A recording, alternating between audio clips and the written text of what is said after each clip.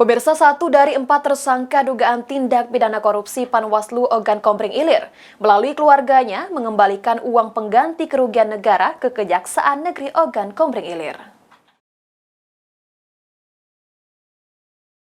1 dari 4 tersangka dugaan tindak pidana korupsi pengelolaan dana hibah Panwaslu OKI tahun 2017-2018 telah menyetorkan kembali uang pengganti kerugian negara kepada tim penyidik Kejaksaan Negeri OKI senilai 202 juta rupiah, di mana dari hasil perhitungan kerugian negara sebesar 4,7 miliar rupiah.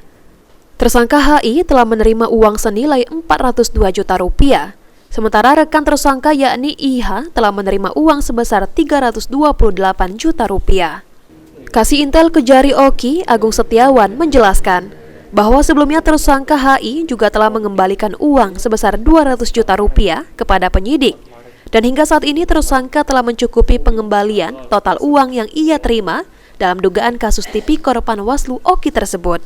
Perkembangan dugaan tindak pidana korupsi pada pengelolaan dana hibah Panwaslu Kabupaten OKI tahun 2017 tahun 2018 bahwa tersangka atas nama Hadi Irawan selaku anggota Panwaslu tahun 2018 sampai dengan tahun 2023 telah menyetorkan kembali uang tunai senilai 202 juta rupiah, di mana pada tanggal 14 Januari sebelumnya, tanggal 14 Januari 2025, tersangka telah menyetorkan uang senilai 200 juta rupiah.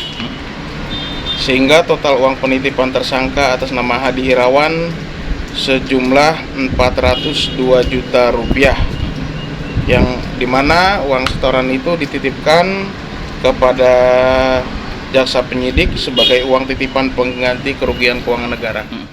Dari 2 tersangka ini, sebelumnya Kejari OKI juga telah menetapkan 2 tersangka lain, yakni Fahrudin dan Tirta Arisandi, sebagai PPTK Panwaslu tahun 2017-2018. Keempat tersangka sudah ditahan di Lapas Kelas 2B Kayu Agung sembari menunggu proses persidangan. Novan Wijaya, PAL TV.